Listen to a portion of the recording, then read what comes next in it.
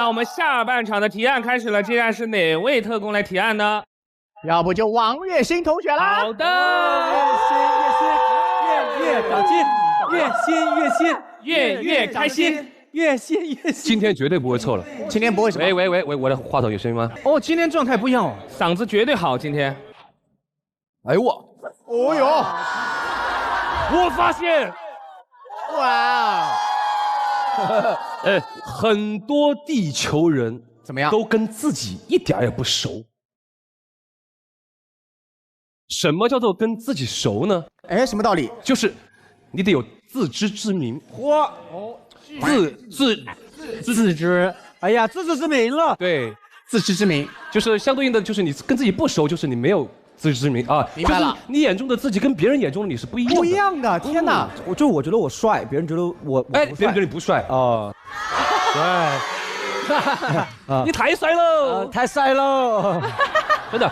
我觉得我是一个非常有自知之明的人，因为我觉得我自己很独立。这个独立体现在我的酒量上。哦，就单独一档什么意思啊？你笑是什么意思？就是你有你的风格。是我的酒量是比 Allen 就是差了38个薛之谦，但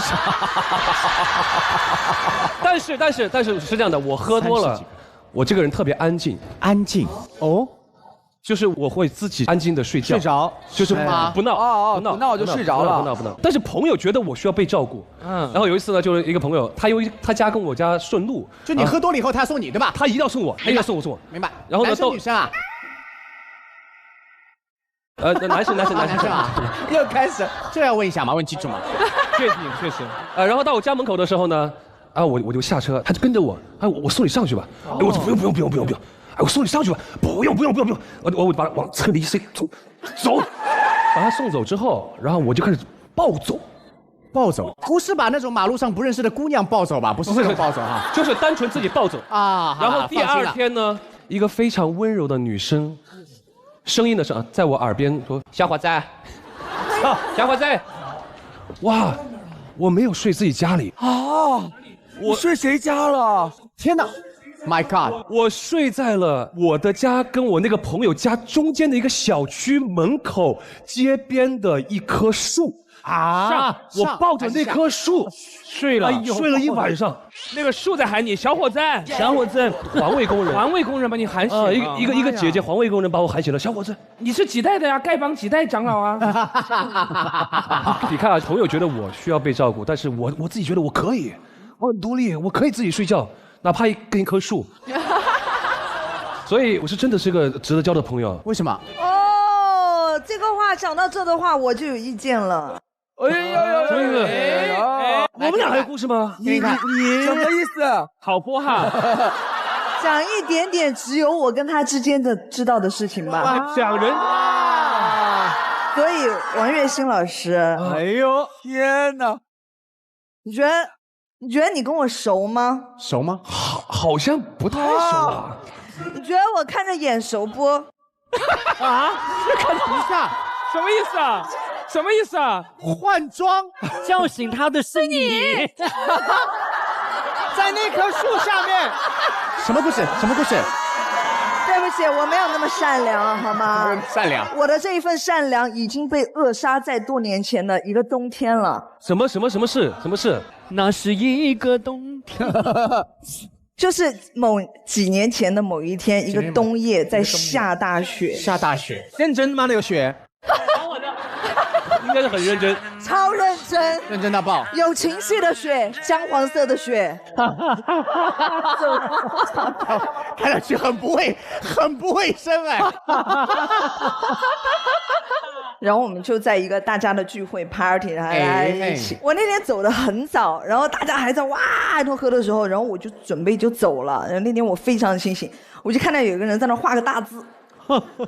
雪地里啊？没有，当时在那个好像是那种屋里，对，在那屋里啊，这样子汤气，然后所有人都哇开心哇开心，就你懂吗？就这个画面上。然后我要走的时候，因为我就在想，哎，我说他怎么办呢？因为其实当时那个情况下是应该没有人能顾得了他了，因为大家还在高兴。那个人就是他，对，他就是那个酒量差到我的妈呀！我当时心想，这个样子没得必要出来喝，真的。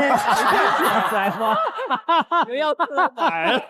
这种酒量在家里闻点酒精湿巾就可以了，你就可以了。你这个酒，我觉得人，如果你要出来跟大家社交啊、喝啊，你要会保管自己的，真的是，你不能不好保管，你丢到那儿，哎，啥子意思啊？而且还是这样，对吧？对呀，敞着。我怎么办呢？因为我要提前走，那一刻我就想着，好，那我送他。哎，对。然后我先说一点，我们是在刚刚进入那儿的时候，大家全坐在一张桌上，说，哎，大家相互加一下微信，这样我就跟他有了那个微信的。才加到微信。对。然后当时就说送他好，然后我就让司机进来，我说把他架走啊。然后当时就问了他到哪里，哎，他那个时候他能说，哎，可以，他能说清楚自己哎，这一点还是好男人。好，当然我就把他送走了，送走这个事情就过了，就真的就过了。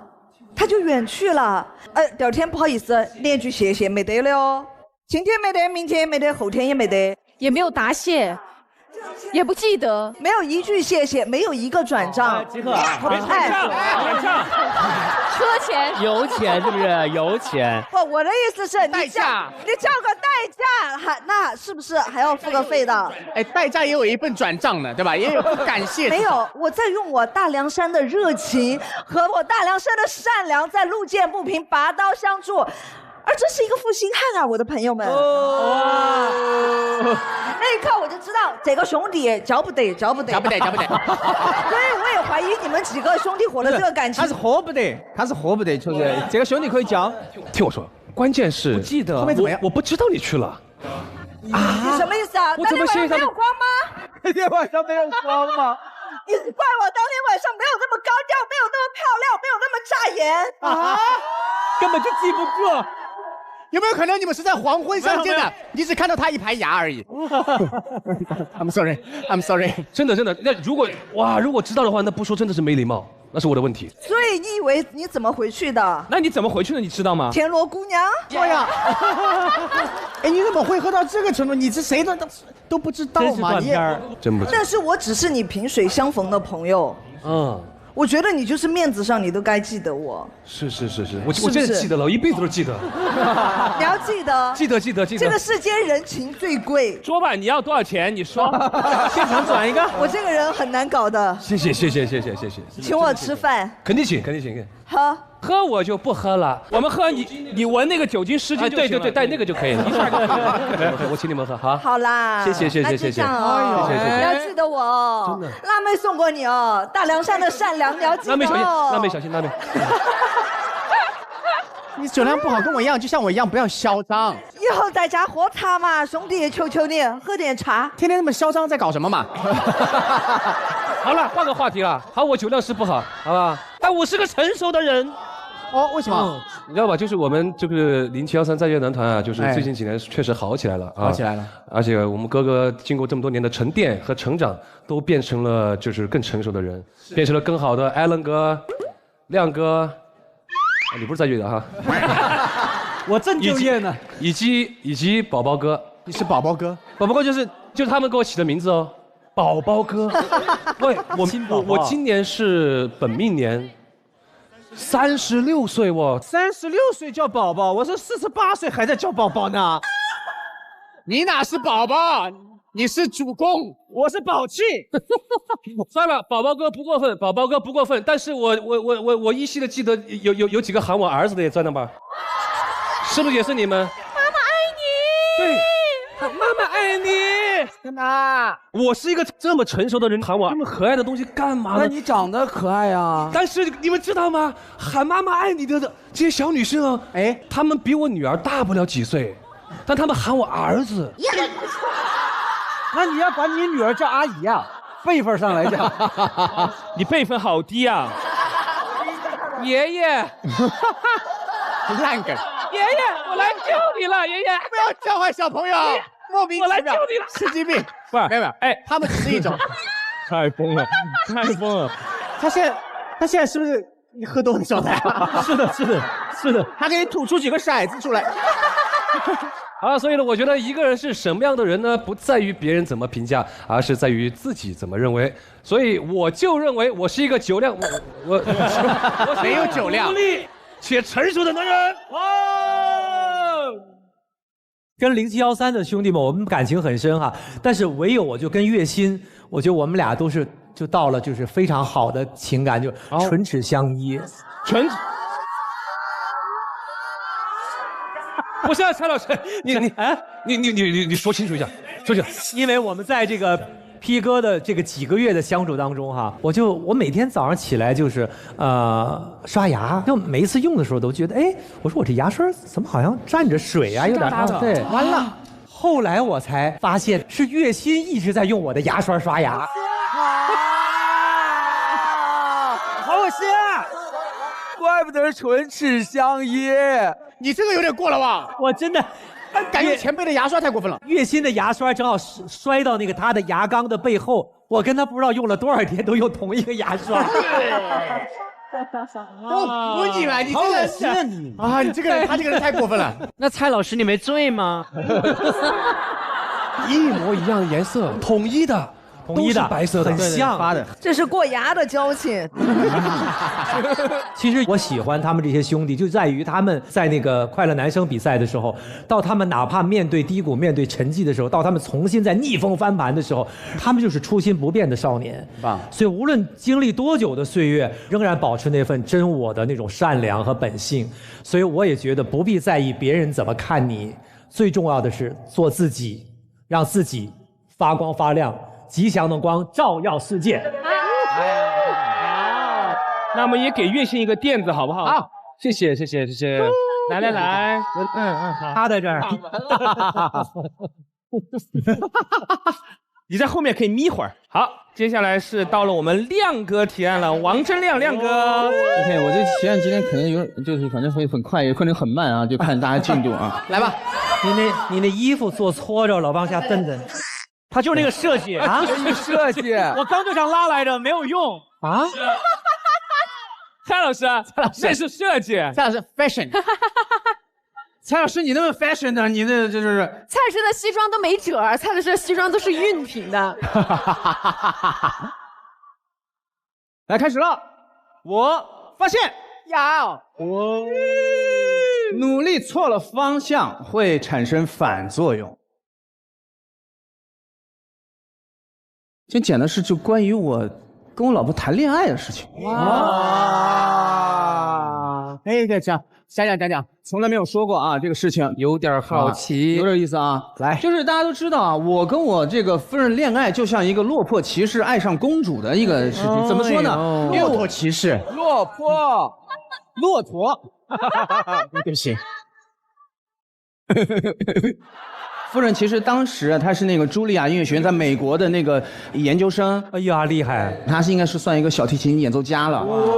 她跟我谈恋爱的时候，我那个时候的身份其实就是川音的一个普普通通的讲师。那你看看，看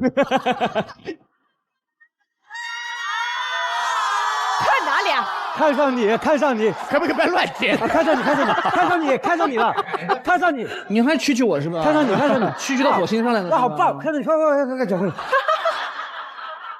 因为他的这个路线规划吧，本来是比如说一家人，就是父母对他的期望，然后就是说想他在国外好好的生活发展。你看，都在纽约嘛，然后但是因为我，然后他放弃了在国外的发展。哦，真的！我天哪！然后就回来，一定要跟我在一起。哇！天哪，天哪，真的，他怎么想的？就是他。你看嘛，他这么想啊，太棒了！你看，大家看到我07年的时候那个照片，长那个样子，真的我不知道他怎么想的。当时刚刚参加比赛，还没有。哦，那更不应该了，更不应该失牌。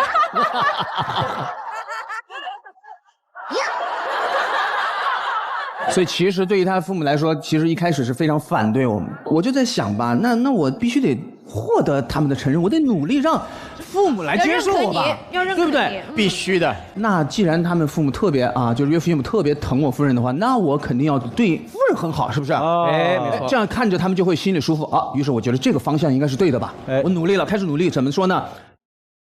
他们家开车的时候一直是岳父在开，岳父的开车技术还不错啊，只是说有时候刹车的时候踩得有点猛，转弯的时候有点急，让人有点小小的眩晕的感觉。那就还不错，这样叫不错吗？头上都是包，全家都是包，漂移的。开车的那种漂移。然后呢，我就想的是，那这样岳父就不用开车休息一下，对吧？我来开嘛。就为家里不用劳驾了，劳驾就是我来当这个司机嘛啊！好，我来开几次之后呢，然后我老婆就说：“哎呦，亮哥开的挺好的呀，完了，开的比我爸好多了呀，完了，就是可能岳母啊，然后女儿都觉得还不错，对，但岳父就觉得怎么了？嫌我开车不好了吗？男人的胜负欲上来了，有点被针对那种。包括家里的什么家电要维修的时候啊，或者是电脑要维修装机啊什么的，哇，我蹭的就冲去装，然后。我岳母就说：“哎，这孩子不错啊，很灵性啊。以前他们爸都会修好，装这个还装的挺慢的。以前啊，然后这爸又不开心了，被比下去了，心里又难受了。岳父说：这孩子装的好，挺装的。哎，有点这个意思。后来我就发现，就是因为岳父被你说的气量这么小，不是真的是有这个感觉。岳父好像气量也有小，能力也一般哈。”一直在说岳父坏话，没有，就是他没有那么的明显，没那么明显，因为一开始是不接受我的嘛。你还没原谅岳父吗？把握。然后呢，我这个时候呢，我就开始换一个方向努力，方向错了，那我方向就朝着岳母先去努力一下。你弄岳父更哇，你好夸张这个人。因为我就感觉岳母对我是有好感的，那就是乘胜追击的这种感觉。这是什么理？我没懂。我肯定要就是把家人要一个那种，就是你要让他们承认你嘛。然后我就呢，岳母过生日的时候给她买了她，我就觉得还不错，有显年轻，但是有一些潮的那种衣服。哎，她老公啊，就是岳父的时候就给她买了一个。她老公啊，是啊，等一下，好乱哦。这位是岳母，这位是她老公。啊，对，没问题，对，没问题啊，没问题啊。然后就给他买了一个补品。岳母就说：“哎，你看这个亮亮还知道让我觉得年轻啊这种的。你看你这个只给我买了什么嫌我老了，就这样说一下。哇，又惹到他，又惹到了。哎呦，就我真的不是故意这样的，你是故意的。你看我这种努力就是反方向的有问题。对啊，他越说我觉得他真的讨厌岳父。真的是这样啊，是吧？不行，我说我这样不行，我感觉就是岳父不要产生误解，觉得把家里的2个女人就都对啊，都为你攻略了，是不是？那不能这样。天哪！最后我就想，那我必须要拿下岳父，拿下他。然后呢，我就在想，哎，岳父喜欢什么？我先想一下。哎，这里有人知道了，是不是？喜欢网球哦，你去拦网，给他喂球。嘿，我就说我去学网球。他第一次看到我的时候，他说：“你想学网球是吧？来，过来，你到对面来，先练拦网。”拿着球，叫我在对面拿着球拍，我刚刚练，啪就给我一下，然后高压又给我一下，一个拦截一下，你朝2边跑，你朝我2边就那种，就是觉得他不是在打球，他是在打我，撒气呢，就感觉有点那种。然后打完了之后呢，要不然说，小伙子，你这个球技还得再练练。他都管你叫小伙子了。对，那个时候肯定是小伙子。刚开始的时候叫小伙子嘛，还没结婚呢哈。但他那时候好像也看上去不像小伙子，他那时候看上去真的像大叔。对。那时候他跟他爸爸看上去是分不出谁年纪大的，2个人都在湖那边打，以为是老年俱乐部。开玩笑了。后来的时候呢，我呢就在北京，我咬了口气，我在北京找教练。然后呢，我1周打3场球。然后后来以至于我在北京，后来我也拿了这个年终总决赛的冠军，他们知道。哇，打这么狠了，已经哇，打到那种了。但是呢，最后我还是要说，在关键时刻，哎，对，还是要输给他。这个是球拍。这个时候呢，我输了，这样子哇，这样太挑衅了吧？就说。小亮打得不错啊，下次没有必要我们俩对打了，下次我们俩双打一起打别人吧。打别人，真正接纳你了，是自己人。就说明什么呢？这次我努力的方向对了，终于正确了，是不是？所以拿下了岳父之后呢，一家人呢都是非常的幸福美满。所以我要说的就是，因为我们选对了方向，那么这个努力的话，就会让各自非常的幸运。谢谢。2个人就很顺利的拿下了小区的老年组的冠军。对。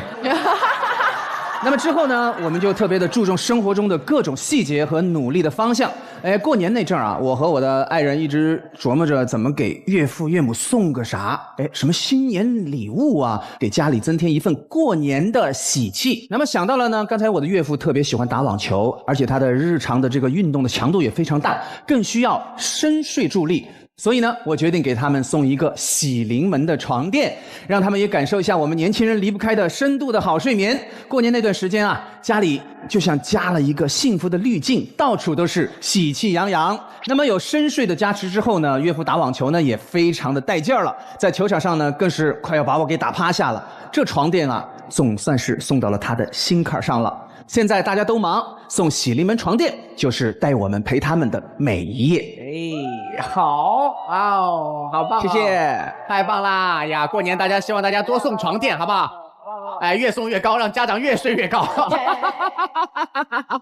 蔡老师有那种努力错方向的事情哈？是啊，人呢有很多的要去努力的方向，比如说你要在情商上要知道怎么努力，然后同时还有一点。人要有非常好的财商哦，财商理财哦，钱财的财啊，财商。你不理财，财不理你。哎，这话说的对啊，是对，所以要学会理财。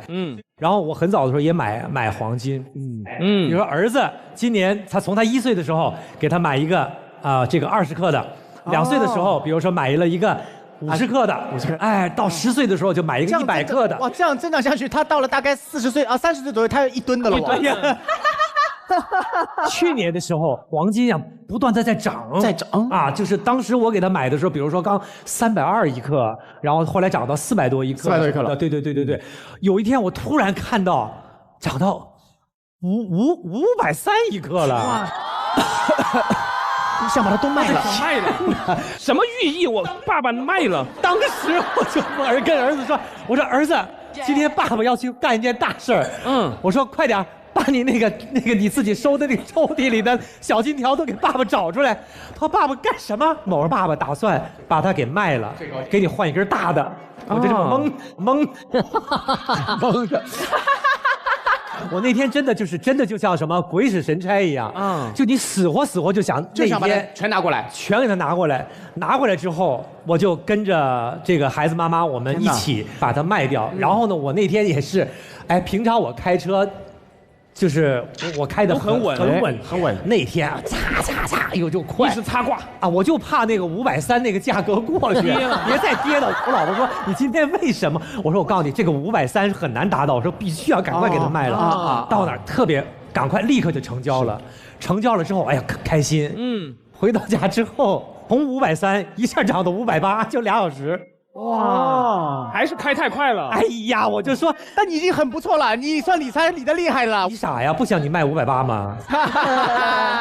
那还得再等2小时都是580。那你没办法，530很高了，已经可以了。现在金子价格是多少？此时此刻。现在搜一下，我们看一下蔡老师亏了多少。我们先看一下他的金价。这气死我了，简直是。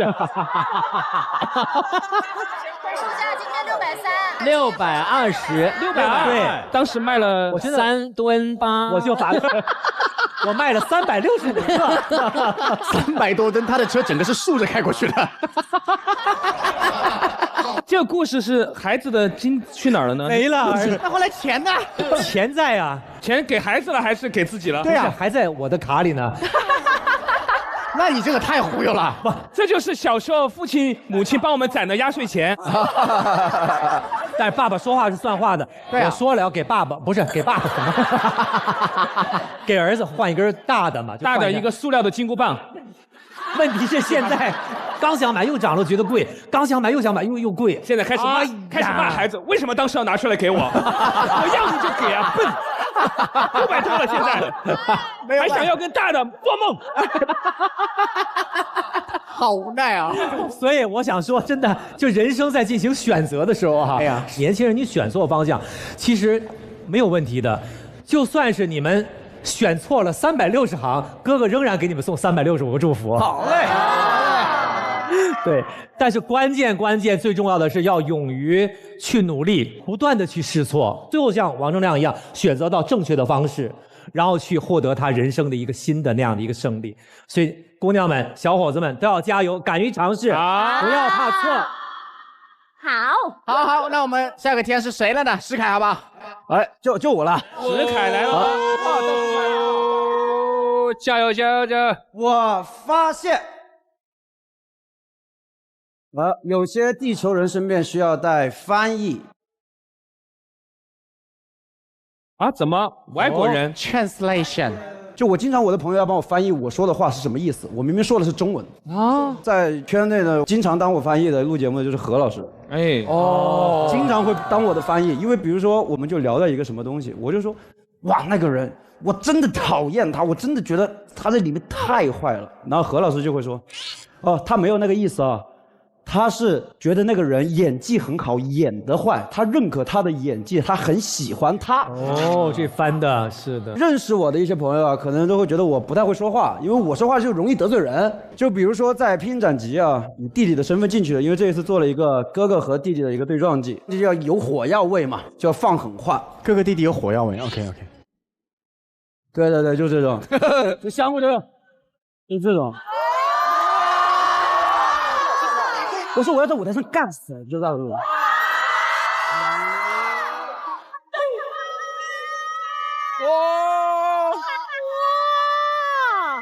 就这种。然后这个时候呢，就需要一个翻译来了。我上一期只是让老薛帮我递了壶水，你刚刚这样，以后娱乐圈不要混了啊！他打个比喻，你也太燃了，就是放狠话，这大概这种整节目效果，节目效果你整满了，整太多了，对，效果给到已经没人敢笑了，这是刚开始见面的时候已经有这种感觉了，哇塞！然后就导致身边很多实习生妹妹啊，叫我化妆的时候，我怕你，哥可以去换衣服了。啊，就很小声，对，就怕我凶他干嘛的？你又听不到，大声点。对，哦，太凶了。没吃饭吗？大声点，大声点，没吃饭吗？什么事？对，开玩笑。话说不去画，让他过来给我画。我的盒饭呢？我的盒饭。谁炒的菜？小炒肉。要吃饭，没有必要了。该不该不给不录，就大概这种。后来我就有收敛一点，觉得可能火药味太足了呀，然后很多哥哥都不敢接近我呀，然后导致每次 PD 从你旁边过哈。不是，对台，他不是，大哥，你的麦。快，我调老师，我调一下后面的耳机线，不准。神经病！就是因为像你们这样的人，我自己走。到后面就是开始公演之后，然后因为我是队长嘛，然后当时胡夏也是队长，然后胡夏的他们部落说他们有个成员走掉了，我就也不会说话，我也不会安慰人。你说了什么？队员刚走啊，我们回到宿舍，他们还在哭，可能他们还在那，胡夏还在那，他们很伤心很难过那个队，我就安慰胡夏说，我说。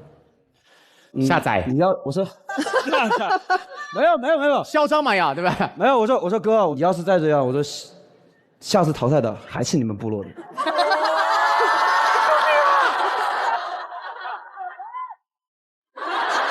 我当时说完以后，我都在扇自己，我说我在说什么？闭掉，把自己闭掉。然后我又不能显得我很傻，我说对，下次你们就是你要再这样，下次走吧。还是你们部落的。这个时候，胡夏也燃了。我说：“是个你，真的假的？真的，我想安慰他来的。我说打起精神，我们下一场公演马上就要来了。你其实想让他振奋起来，可是你又说错了方式，对吧？想鼓励，对，就想鼓励。其实很简单，可以解决这个问题。你不要让你的翻译，就是你身边的工作人员啊，去帮你去解释你自己的。你让你的工作人员举枪来，3位了，所有的工作人员排在你后面，你出去，对，你就说 sorry， 然后你后面就像千手观音一样。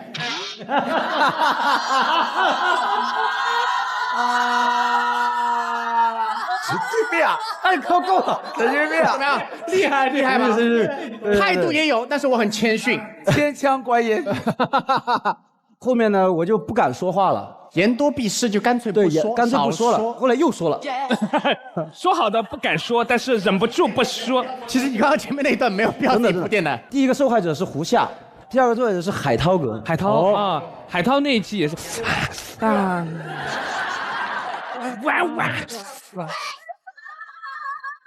当时每天见到海涛哥就是，喂，对，他就被网友攻击嘛，然后当时他就很脆弱啊，对，很多负面的那些。当时他想被淘汰，我真的想回家了。我说哥，我说你就说你该不该被骂吧。啊？你开始安慰了吗？请问，我翻译一下，他说的就是你活该。我不是这，我不需要你这么翻译。他是翻译过来这个意思。不是，你说是不是？你其实内心想表达的是，我说不要敏感，没关系，不要理他们。我想说的是这种。那你就说这个呀。对，你现在不是说了吗？但是他很矫情，我看不了矫情的人。他跟孟子学打电话，半夜啊，就是在那个月湖啊，看着那个湖啊。乖，我想回家，我想跳下去，我想跳到月湖。神经病啊！哪有人要跳到月湖啊？杨迪，然后他又是一个担任主持工作嘛，其实他很受伤，压力很大。我就跟他说：“你干嘛要这样嘛？”我说：“你这该不该说嘛？表情管理做不好就去做表情管理嘛，干嘛一直要听着别人？”他就是，就他又很生，就是我说的却是实话。你说你这个人到底会不会讲话？你看吧，就这句讲的就有问题。你看吧。对，然后呢，后面我们私下就跟我跟海涛哥，私下就不联系了，反正私下就被拉黑了嘛。哎，我问一下，真的拉黑了？没有啊，开玩笑的，没有开玩笑的。因为我都已经听不出来好赖话了。我要确定一下，因为你今天也没带翻译过来。我就是没带翻译，我很烦，我都慌了。对，然后有些时候呢，就是真的不是想表达那个意思，因为我真的不会安慰人。这个情况就在岳行哥身上也发生过一次。哎，这个当事人来讲吧，受害者来。他有一次我跟他也刚见面，录一个节目，我一看他，我说，哇哦，我说石凯，你好帅哦。就说嗨，没有啊，我要是老了以后也像你这么帅就好了。就我老了以后也像你这么帅，他的意思说其实他就老了。对。我想表达的意思是，我觉得你也很帅。你就说你也很帅，其实比那还好说一点，就4个字，你也很帅。对呀。我觉得官方嘛，我不喜欢就是这种官方的这种。对，所以刚才那就这样。来，蔡老师来，小凯凯，让老师看看你。哇，你真的帅啊！哎，怎么回？快说，蔡老师说你真的帅，请回话。没有翻译，现在自己想怎么说？你也不显老。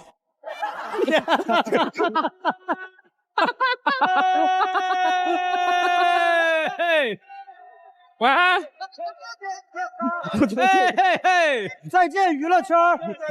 就我说，刚刚是我说的，我就在火星住了，地球回不去了。那是我说的。我不怕说老，凯凯你就这么说，你老帅了。不哥，我会这么说，美容院推一下。啊？保养好，都是医美弄的，他的意思。都是医美弄的。我这个没说，这是我的，这是我的做，这不是我做的，有没有这么说？刘梅姐，不是医美做的。再见吧，刘伟。不是，被他可能带坏了。看一个这个，看一个这个。虽然我不喜欢客套。就我觉得每个人大家见面就是明明大家不认识啊，干嘛的？就我装熟打招呼呢，我觉得很尴尬，因为我什么话都说不出来。然后我觉得开过分的玩笑呢，会不太礼貌。你想有那种松弛感，但是有时候松弛感的那个把握的尺度的话，还是没把握好。对，我教你有很可爱的方法，以后在参加这种节目，不想跟别人打招呼，但是你又敢让别人不讨厌，你就手举着，但是满脸就是 I'm sorry， excuse， I'm sorry。我觉得应该也有一些人可能词不达意，或者喜欢说反话啊。我就是喜欢说反话和词不达意那个人。哎，就是有那种人叫什么刀子嘴豆腐心啊。我觉得总有人愿意去尝试去了解你，所以你大可不必为了环境去改变自己原有的风格或者样子，但是不要变成自己讨厌的样子，我觉得就够了。再见。快，我们工作人员送我们的艺人回位了，送我们的艺人回位，来啊，请坐。好了，你的讲完了，好了，快讲完，先坐下。行了，回去吧。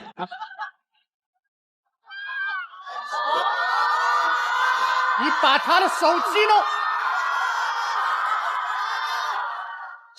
弄坏。没事，对不起，没事。因为每个人的个性不一样嘛。你像我们经常跟石凯录节目，其实都他开玩笑，你也开玩笑就好了嘛。而且他个性本身从来都没有恶意的，对吧？我觉得其实，在过程中也是想要去成为一个讨喜的人，所以我才会去说这样的，去吸引大家的注意力。哎，对，那些被我言语伤害过的人，他们至少说现在都是我特别好的朋友。对，不会被你伤害的。对，现在大家都知道你是怎么样的啦。你又不真掏枪。我觉得凯凯说的很对，当然了，讨喜的这个过程呢，也是需要学习的。如果想成为讨喜的人，我推荐你试试喜运加持的喜临门床垫，让你轻松拥有深度好睡眠，一觉醒来神清气爽，松弛感拉满了，状态不仅 chill， 而且还更 real。好好说话的同时，也做真实的自己。用喜临门床垫，每天喜气洋洋，人自然就更讨喜啦。祝你成功，也祝我成功，好不好？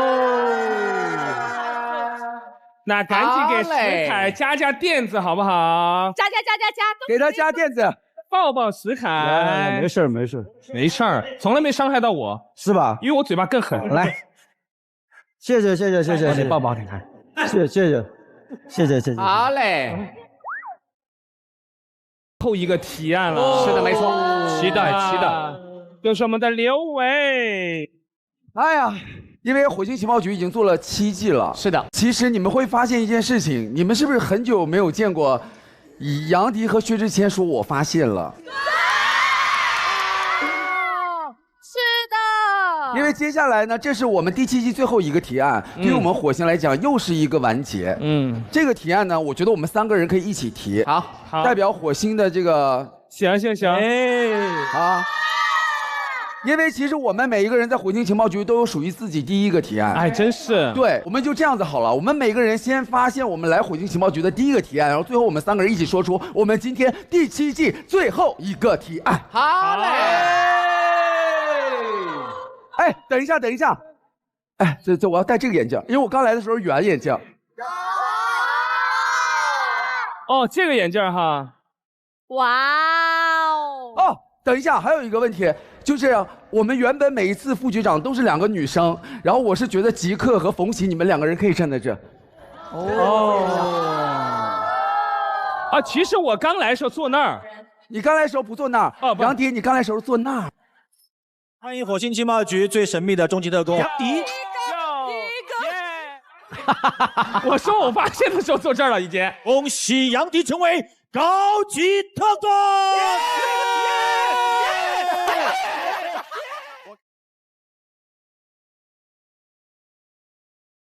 我刚来的时候坐这儿，差不多，对吧？对啊，坐这儿。对，你刚才是坐这儿。我就是今天的王牌特工，我叫薛之谦，我的心愿是世界和平。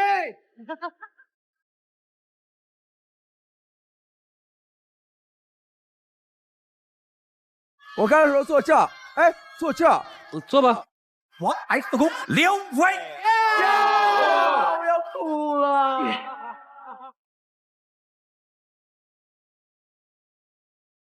那我们还缺个局长，让蔡老师，你来演一下我们局长，带一下我们的局长。你当韩哥，但是你得戴个眼镜啊，好。齐活了。哇哦！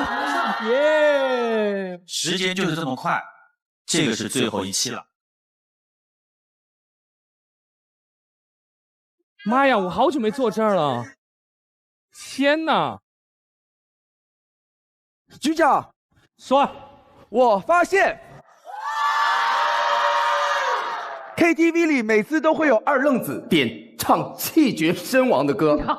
我提议火星 KTV 下架此类歌曲。哇！局长，我发现。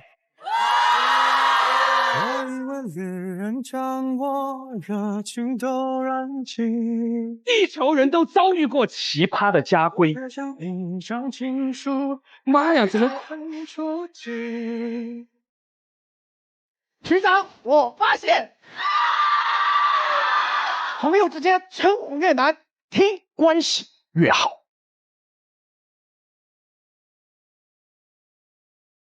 为什么要哭了呢？不知道，你为什么哭了？不知道。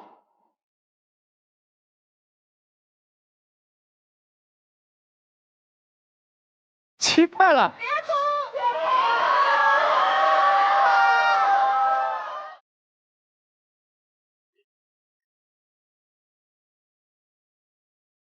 很感动，不知道为什么。哎呀，我在漩涡。我们3个一起，来，哇！1、2、3，我发现，在火星开会才是最爽的。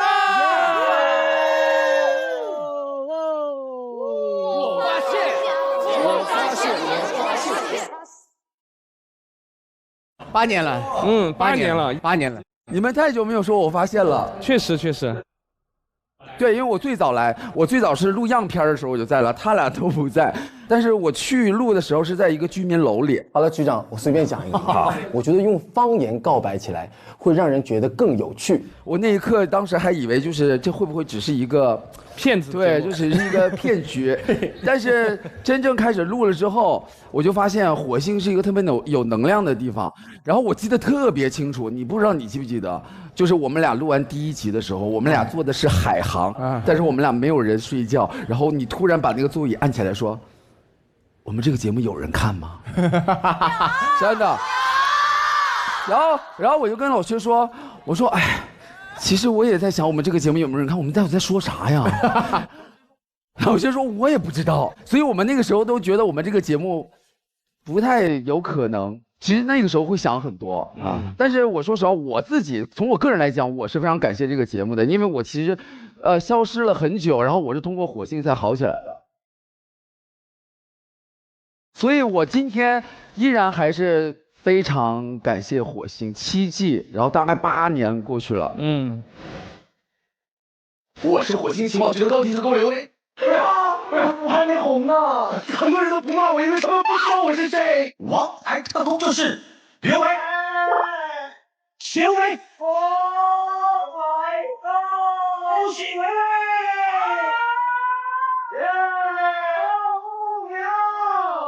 我是最强的。谢谢局长。维维好多个了，6个。我的每一个综艺都用心用尽全力的去拼每一个故事，我1期都没有落过。是因为我热爱这个舞台，真的很感谢每个导演，每一个找我们的 PD， 然后每一个火星台前幕后的每一位朋友，包括杨迪，包括老薛，我真的很谢谢你们，因为有你们在，我觉得就是让我每次来这都能感受到，觉得这是一个家，这是我的回忆，这是火星。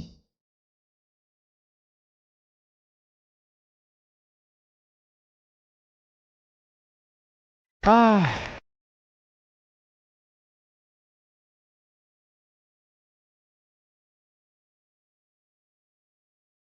我是火星情报局第2季来的，2016年嘛，那个时候第1季已经播得非常火了。然后，当时安排我来的时候是当中级特工，我说好的，没问题，我就来。我当时想的是高级特工坐在这儿，然后中级特工是两边左右护法这么坐着，结果是坐在这儿2楼，然后还要先拍那个。韩哥在这边先鼓掌，对我也是跟大家一起拍那个的，心里微微有一点落差，但是我觉得没事儿，有机会来了，我还是要抓住，把自己该表达的东西表达好嘛。丧尸下巴是露的，他边扫边，然后警察来抱他的头，不是什么鬼啊？没关系，刚刚讲个故事又得了20块钱，非常开心。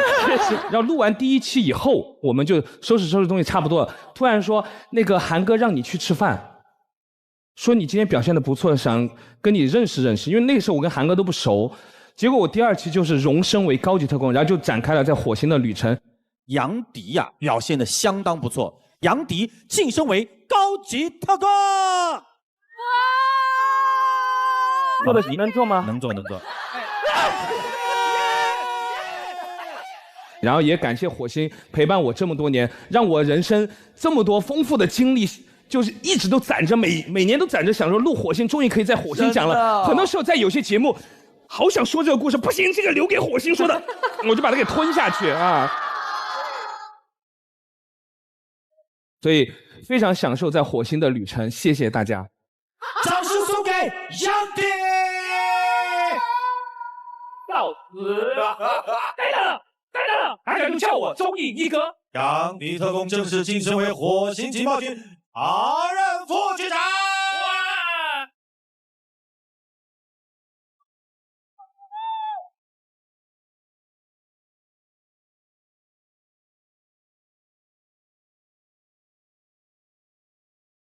我真的是应该说，我从录火星开始，我从不卡粉的一个少年，录成了一个卡粉的中年人。你现在也不卡粉，状态很卡的。我们中间经历了很多东西，同学们真的不知道，就是中间我们火星有嚣张到什么程度，有录到我告诉你们，火星有一阵子搭一条街出来，你们根本想象不到。你像去上海的南京路那种，你会发现哇。这是一个节目能搭出来的东西吗？就夸张的那种，我们当时就是预算到这个程度。到后来我们默默的，当然按照时间的推移，有的人开始慢慢的火星啊老去，对，很多朋友呢陆陆续续录的，好像在老一辈就剩我们3个了。我今年跨年的时候不是要分好几个桌子坐嘛，然后那个远远的那边坐的是韩哥，然后旁边坐着孟晨，我就这边坐着，我们俩隔了一个桌子，我就透过人群看着他们俩，就特别唏嘘。我说我这儿完事儿，我还要去录火星，但他们俩却不能来，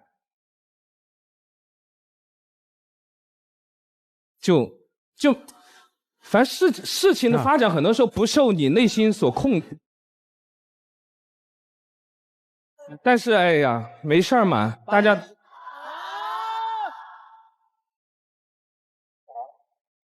我不知道啊，也许我们火星差不多该从观众的心里面。离去了。屁了！你不要这么说。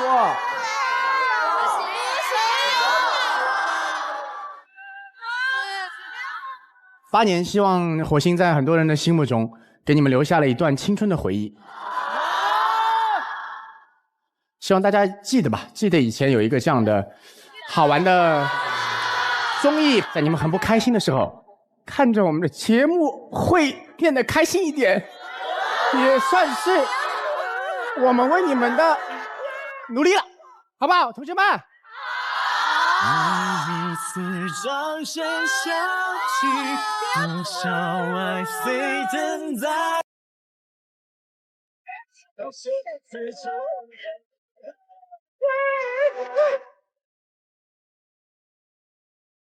我想实现我的心愿是世界和平。我在这个团队中就是我的骄傲，我就要成为一个歌手。我太满了，我一个人真的 OK。你的心里还有多少想？原来梦可以梦那么久。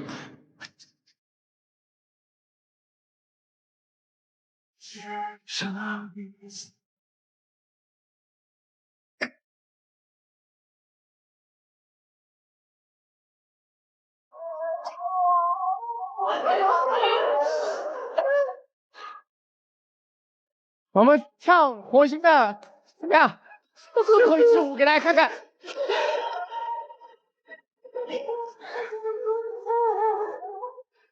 不哭，眼泪是珍珠。哦，哎呦！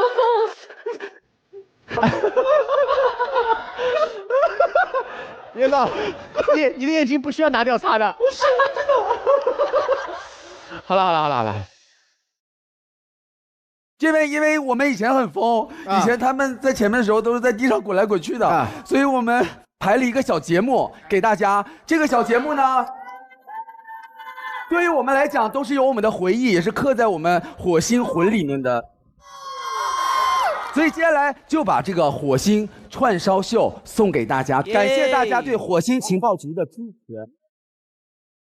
火星情报局第7季最后一个提案的火星综艺秀现在开始。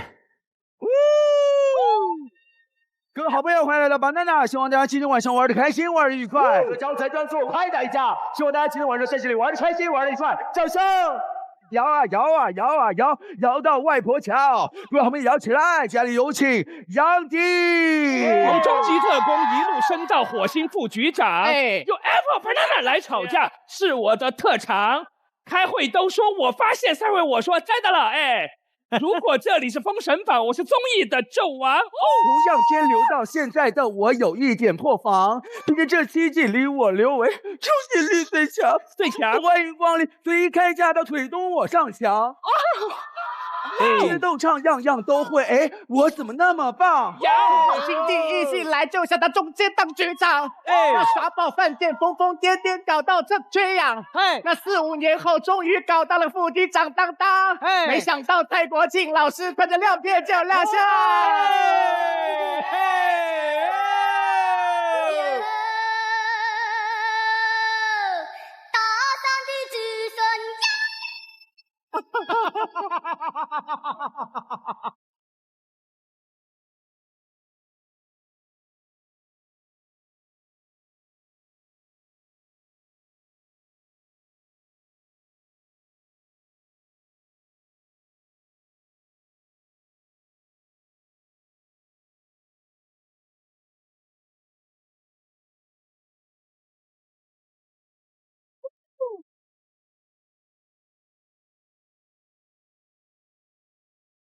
大河向东流啊，天上的星星参北斗啊。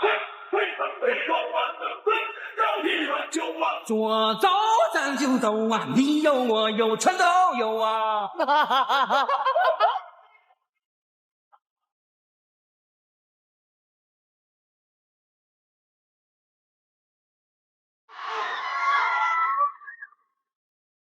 如果道歉有用的话，帅哥干嘛？这好丑。在地球开会是最烦的，在火星开会是最爽的，因为我们是火星情报局。同学们，这是第7季火星最后一次开会了，希望带着快乐，你们要记得我们啊！我是人来吧，我是人走我别，我是人走，我是人走。哇！谢谢。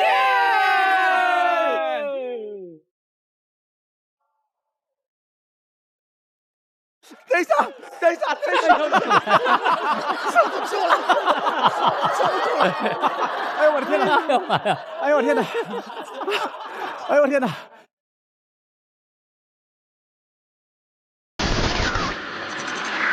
作为火星提案最牛的超级特工，我最想对火星的观众说，在火星写了那么多的提案，我现在发现最难的是用一个提案来写告别。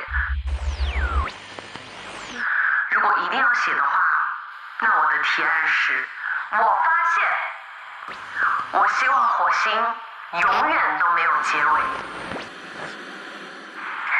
虽然火星结束了，但是我会一直听着火星人来过，继续在地球上勇敢的冒险，继续和你们分享生活中闪着光的我发现。很遗憾没有在火星的舞台上跟大家当面告别，但也许就是因为没有说再见，那再见面也只是时间的问题啦。我原本还期待着第8季我的常驻，看来现在在火星上遥遥无期了。谢谢你们愿意听我那些莫名其妙的故事，虽然又臭又长的。这是一个很离谱的地方，但是呢又可以跟很多好朋友在一起，所以一切就变得靠谱了起来。火星是一个很奇妙的能量场，在火星我做过很大胆的尝试，留下了很难忘的回忆。在这里，我被拥抱，被温暖，然后带着惊喜和希望离开。在地球上发生的所有烦心的、难过的事情，在火星不过是一个笑话。希望你们不管遇到什么样的故事，好的、坏的，都能把它转化成能量，成为更强大的自己。别人只关心你飞得高不高，而在火星，我们只关心你飞得好笑不好笑。希望所有的火星的观众朋友们一边飞一边嘴角都带着笑。希望每一位来过火星、看过火星的朋友都能够越来越好。等着我再来呀，我带着我的诗集一起来。这趟旅程虽短，但无论以后我在哪里，都会记得，快乐才是最重要的情报。感谢大家8年来的陪伴和支持。火星虽然要告别了，但我们的回忆会永远留在心中。不管火星有没有继续办下去，希望火星永远在你心中。Peace。偶尔翻出来也可以再看一看，也希望我们依然可以让你们再笑一次，依然可以成为你们下饭神器。这个其实就是火星的最大价值，谢谢你们。让时间停在最快乐的一刻，这也许就是最妥的安排。火星人，我们地球见吧。仔细想想，其实我们还挺幸运的，因为今天还有机会可以和他好好的道个别。那最后呢，我要用一句上一季结束的时候感触很深的一个评论来和他告别。火星情报局结束了，我又有勇气来面对生活了。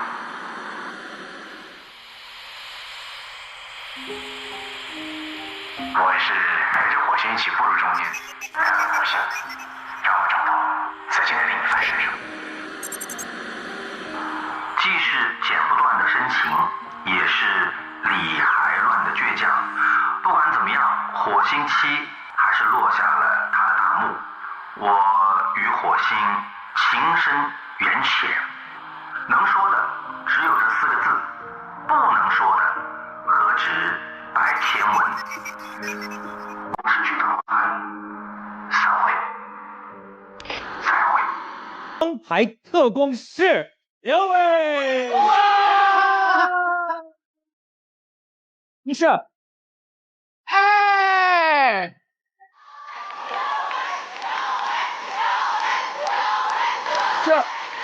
我不是不参加比赛，我们就是黑幕，就是你。哇！哎，让一下，你的神秘大礼来了。哎！好，倒数3、2、1。好漂亮！这是一件很重要的事情，因为这个只有一个，对，而且是我们第7期的唯一的一个，也不要说第7期了，是之前全部加起来只有这一个礼物，最后给你留作为纪念，是，好不好？谢谢。火星有句俗话，快乐牛牛产好奶，代代特工都精彩。希望我们都能在火星的舞台上收获成长。让我们有请美素佳儿品牌大使默默为我们呈上王牌特工勋章。选择美素佳儿，让每一位地球宝宝都能喝上高乳脂、高蛋白的好奶。谢谢谢谢。哦，谢谢。谢谢。我都不知道该怎么说话了。恭喜各位！电视看优酷就用酷喵 TV， 本节目酷喵 TV 同步播出。更多节目精彩资讯尽在新浪娱乐、微博综艺、新浪综艺。登录独家社交媒体平台微博，搜索火星情报局，参与话题互动 ，get 更。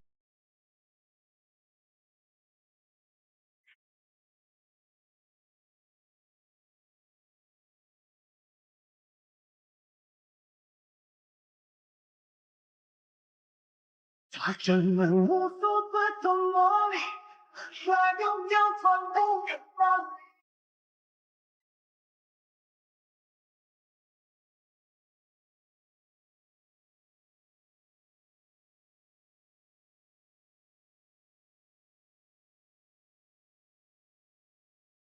火星情报局，再见。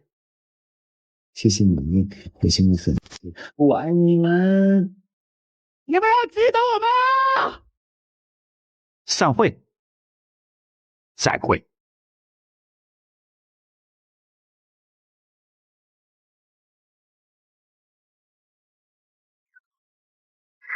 作为火星提案最牛的高级特工，我最想对火星的观众说，在火星写了那么多的提案，我现在发现最难的是用一个提案来写告别。如果一定要写的话，那我的提案是：我发现，我希望火星永远都没有结尾。虽然火星结束了，但是我会一直听着火星人来过，继续在地球上勇敢的冒险，继续和你们分享生活中闪着光的我发现。很遗憾没有在火星的舞台上跟大家当面告别，但也许就是因为没有说再见，那再见面也只是时间的问题啦。我原本还期待着第8季我的常驻，看来现在在火星上遥遥无期了。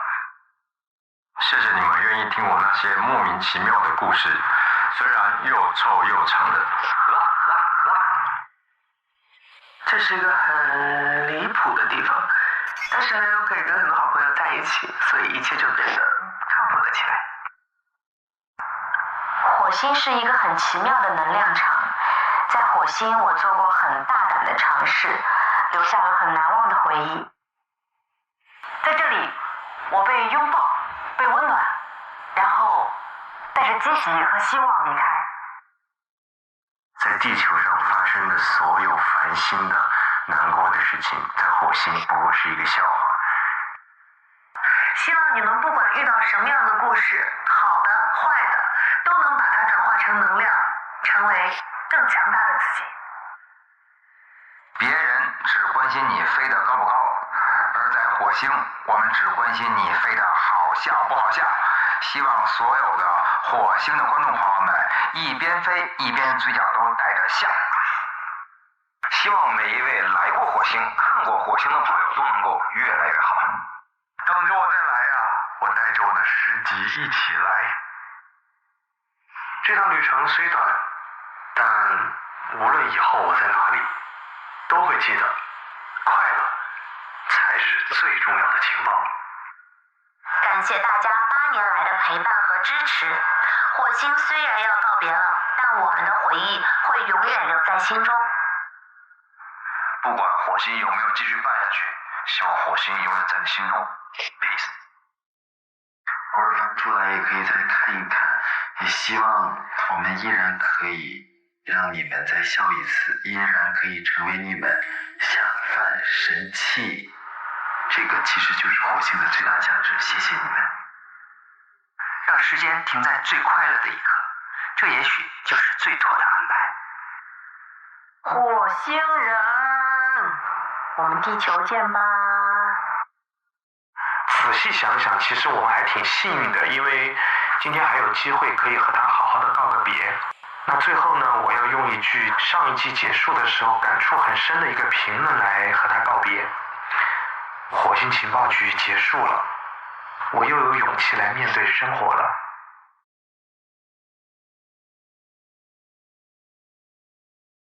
我是陪着火星一起步入中年，感恩火星，让我找到自己的另一番人生。既是剪不断的深情，也是理还乱的倔强。不管怎么样，火星7还是落下了他的大幕。我与火星情深缘浅，能说的只有这4个字，不能说的何止百千文。